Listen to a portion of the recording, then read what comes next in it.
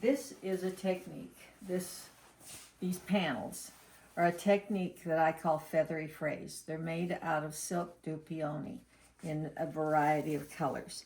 And I'm going to show you, I've used them in a lot of different ways. Here's one where it's down the front and then down the back. Here's one where it includes lurex. And so it's got some shiny type of stuff. And you call this Feathery I Frays? call it Feathery Frays. Here's one where Makes it's sense. on one side and then it's in the back. Makes sense. Yeah. Again, on the sides and down the back. And this is done with, I think, with a 1/2 yard. And what kind of fabric did you say you use for Silk it? du peony. It frays out, it's loosely woven, and so it frays out very easily. Okay. There it's used just as a collar. This was the first one that I did, and it's just used as front. And the fabric, I had dyed it, Oh, this has birds. and then I digitized the birds and sewed them in to hold all these crushed folds into it. I think that turned out kind of Yeah. kinda Did you good. come up with this technique? No, I took a class from, what was his name? From a man. And it was not exact. And then this is what I came up with after taking his class. His is a little Okay. different, and I had to figure out how to do it a little bit easier. Go ahead. You take your, I use a piece of silk organza that you can see through.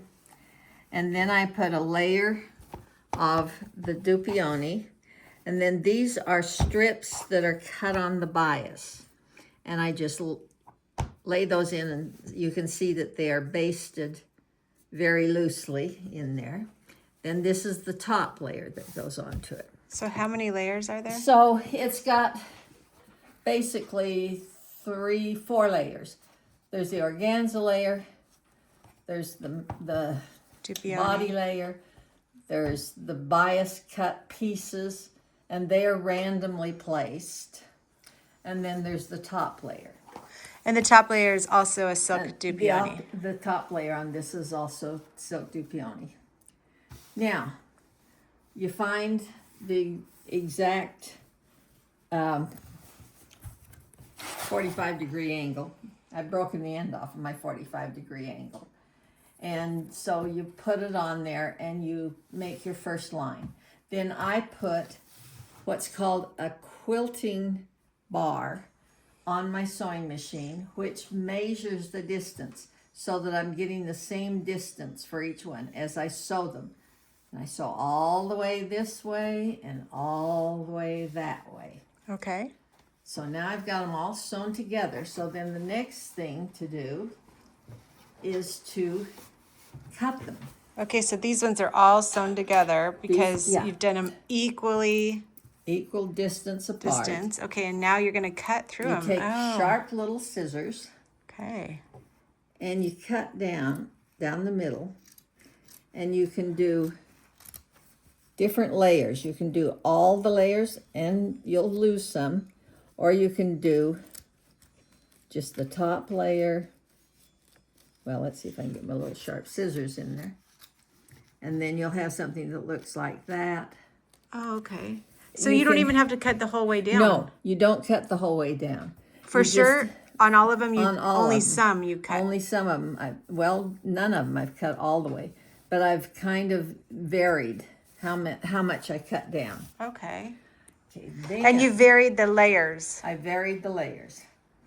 So Then, some things will show through and some things after will you've not. Cut them all down, all through. Here's the one that's all cut. So I've cut it at various areas, various angles. Then I'm going to go the other direction with the stitch and pushing everything that direction as I stitch. You can, Okay, how did you Can you see? make this turn into that though? by pushing it as I'm sewing it down. by pushing it. I drew my line of where I'm going to sew it, and it's actually a line Oh, that it's kind the of goes like next this. step that makes it So open. this is the next step, yeah. And so anyway, I sew it with kind of a wiggly stitch, random stitch, and push it down as I'm sewing it. Oh, okay. Then you throw it in the washing machine. Okay, hold on. Let's look Okay. at this side. So you did the even, Even. and then you're pushing it down with more kind of a random Yes, squiggly. with just kind of wiggly stitch. Got it. And Okay, it's- and that's what makes it. And that's Lay what makes down. it lay down that direction. And then the washing machine is what Then frays it. You put it in just for on rinse. And that, or you could just do it in a tub. You don't have to put it in the washing machine. You could just do it on a tub. And it comes out looking like this, kind of messy. Okay. Okay. Then you take that messy look and you start brushing it. Let me find my Oh, this brushes. is. Oh, did you cut that to be like that? Didn't cut all of it. It's kind of here and there. Then I took like a little nail brush and brush it to bring up the feather. Oh, wow. And as But how did you make it go like this? that's this stitch that's the wiggly stitch. Oh, that's the And wiggly as I was stitch. stitching it, I pushed those in that direction. In order to do In order to scallop. get the scallops. Yes, it's pushed in one direction. Then you have to give it a haircut here and there. So you take your little scissors and you kind of clean it up here and there. And you, of course, take more time than I'm doing right now. Then brush it and then steam press it with the iron. with the iron, with the steam iron. You steam press it and then give it another trim so that you've got them looking a little neater. Here's how, it came out of the washing machine. It was kind of a mess. And then you brush it with a stiff little nail brush, And then trim it. then trim it And iron it. Now,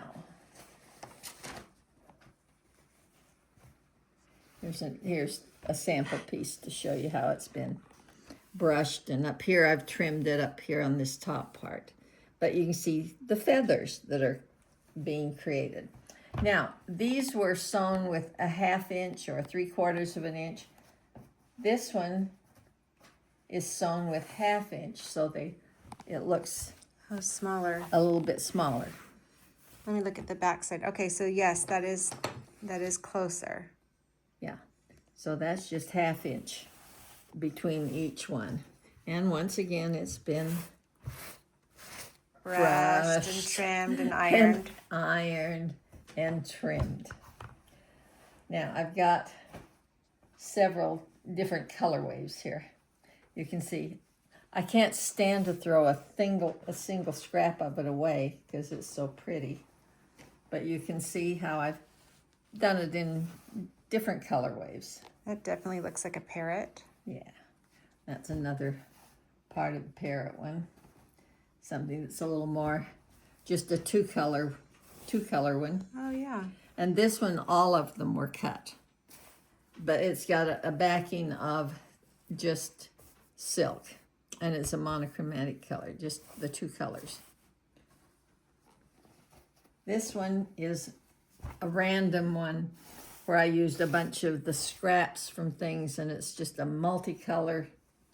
Here's another multicolor. And then this dark one, I think it's really pretty.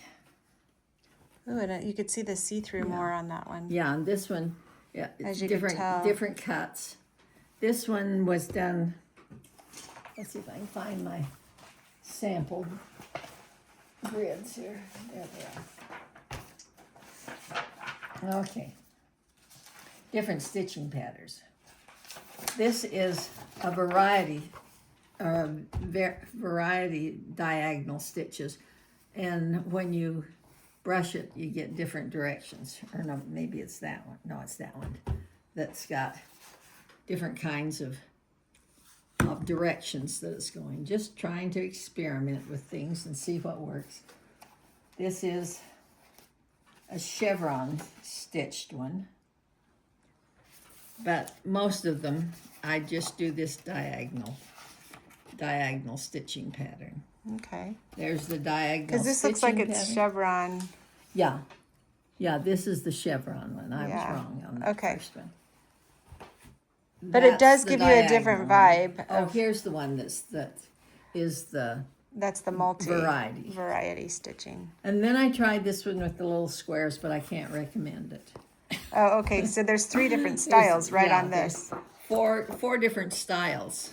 Oh, better go that way. Yeah, the square is And a lot different. the squares I can't recommend. It may work for something, but I liked this one, but I kept this variety diagonal stitching, but I kept getting confused where it was going. Got it.